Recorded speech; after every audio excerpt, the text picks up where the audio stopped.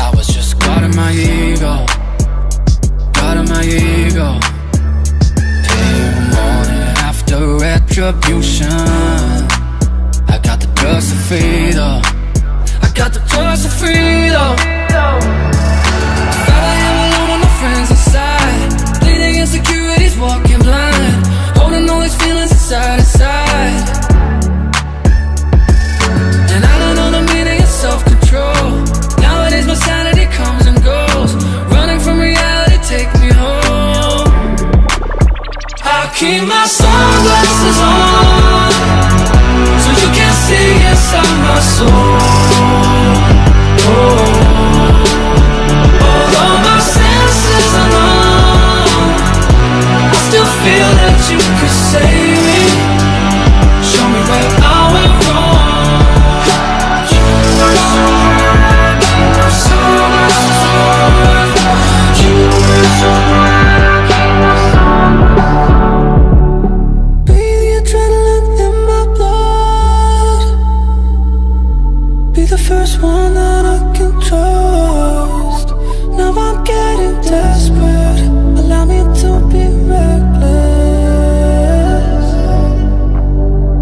Let's get the f*** out of here. About this. He has no idea where he's headed. And now, let's move on with the story. He wasn't given any preparation for it. No one said anything to him. Nobody warned him about what he was about to see. He was just told, go in and stay along the wall, that there were other doctors in the room, and from your scientific expertise, being a medical doctor, observe, and anything that comes to your mind, take notes. When he asked, what do you mean by that? This one general told him, it'll be self-explanatory.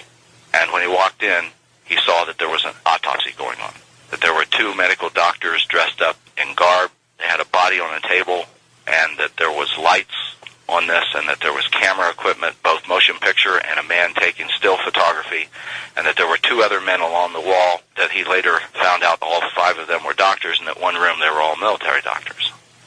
There were two tables side by side, and on the two tables were two dead alien beings. He said that his whole world shattered that day, and he began to cry as he related the rest of the story.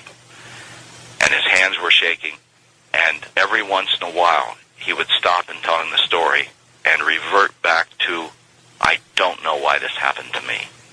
He said that one of these alien beings looked perfectly normal, that you didn't see anything wrong with it, but it was obviously dead.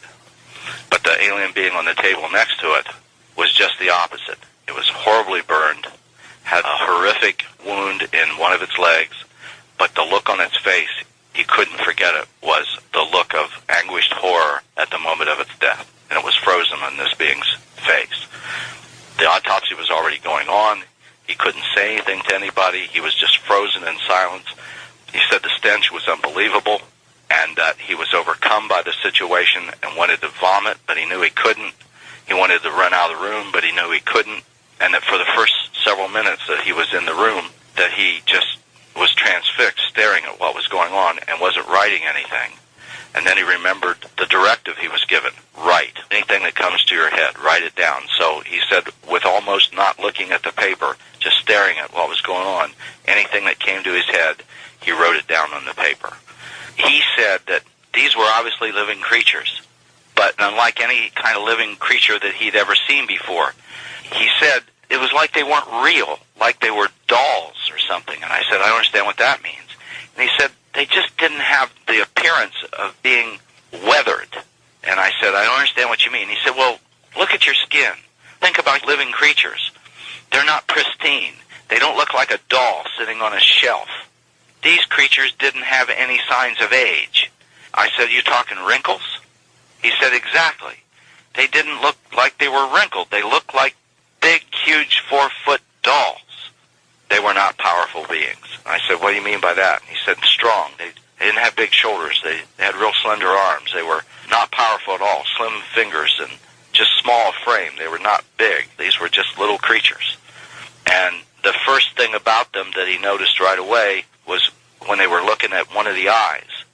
He said that this eye that they were examining, it wasn't anything like a human eye, and it didn't even look like some kind of living creature's eye. He said it was more like an optical instrument. He said it had layers, and it looked like some kind of optical device more than it did a real eye. It wasn't like it was living tissue like you would see in a human eye or any organism. He said it was more like an optical device from a camera or something like that. It didn't look living. It looked mechanical. And he said the second thing that he noticed and wrote down, these creatures didn't have sex organs. And that led to him medically beginning to think, there's no way for them to relieve themselves. There are no exterior orifices. If these things are living creatures, all living creatures eat, and all living creatures expel waste. I don't see how they do that, he said. And the next thing, he started looking at the mouth and went, the mouth doesn't look like it's a carnivore, like it would eat like an ape, or was kind of like hominid, but it was nothing like a human being. It looked more like, kind of almost like an insect, he said, in the shape of its head. And the insect part of it, maybe that's why its eye was so funny, that it was totally different than a human eye. It didn't look like it ate, like it was solid food, or that it might live on fluids or something. But then knowing how a human being expels liquid from its body, how did this creature do that? And he couldn't see any signs of that. And then he said they opened up the thoracic section of the body, and that it had organs and internal components, but nothing like a human being, and not nearly as complex. And that really got his attention right away. You open up a human being that's just packed with all sorts of things, including the GI tract and the lungs and all that, and there were living things inside, but not what he would have thought of. These creatures weren't as complex as we were. There was just things missing inside of them. It baffled him. They're obviously a living organism, but how does this living organism function? And the next thing he noticed, he said, was its hands. Their hands were, for the size of the body, larger, but very delicate with long fingers, and there was something odd about them. There was like pads on their fingertips. And I said, do you think these things were intelligent? He looked at me kind of stunned, and I said, well, how could they not be? This isn't their world, and they're here. And I hadn't thought about that. I was just overwhelmed by the story. These are extraterrestrials. These are people from another world. And now I'm starting to get overwhelmed by the whole thing. And this was what was disturbing him so bad, this event that happened to him in his past. He said that the next thing he noticed about them was that he didn't see anything else in the room but them. And I asked him, what do you mean by that? And he said, clothing. They were naked, dead bodies, and you didn't see anything that might belong to them in the room. And he said, exactly. There was nothing in the room. And there was this horrible stench, unlike any smell he'd ever smelled before. And that when he started watching their bodies and just looking at them from head to toe, he said they had a very pale complexion, but what was their body, the skin, their covering, it almost had a fabric-like look to it. And I said, what do you mean by that? And he said, I mean just that. It was obviously their flesh, their body, but it sure didn't look like soft human tissue that is on a human body. This was nothing like anything he'd seen before. It was just like it was fabric. It was almost as if it had a suit on, but that the suit was its flesh at the same time. And he said it also dawned to him when he was sitting there, they got the wrong people here. And I said, what do you mean by that? And he said, well, since these things aren't really human and just sort of kind of look like humans, why don't we have zoologists here or anthropologists here or people that understand more life forms than just human beings? And George, remember recently I had on Coast the Navy Chief Yeoman Thomas Coleman Shepard? Yes. And he was in Okinawa at the White Beach Naval Base on Thanksgiving night of 1976. That would be 1 year after this conversation between Ronnie Secoy and the Colonel Flight Surgeon from Ohio. And Thomas Coleman Shepard described the black and white photographs that he and two other colleagues saw in a classified vault, and the photographs were in files that were stamped MAJIC, which is the classification stamp for Majestic 12 in all the leaked documents that I, Bob and Ryan Wood, and others have seen. Well, in those drawings, he drew for me what he remembered of the photograph, and one of the details were long, thin fingers that had pads on the ends. Now, that is a correlation with this autopsy description.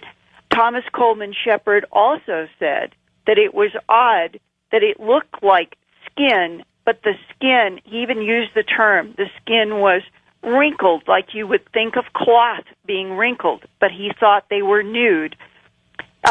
This idea that we are dealing with entities that were retrieved in the late 1940s from vehicles, aerial vehicles that were described by our own government in a variety of documents as interplanetary, celestial, and finally, enemy weapons systems, as they were later on described. And when you realize that you have a body that this flight surgeon, as he's describing to Ronald Secoy, is seeing skin, quote, that is not organic, and he's seeing eyes that are not organic. They are described as optical instruments, and today we have a word for this. It is called android, yes, with robotic parts.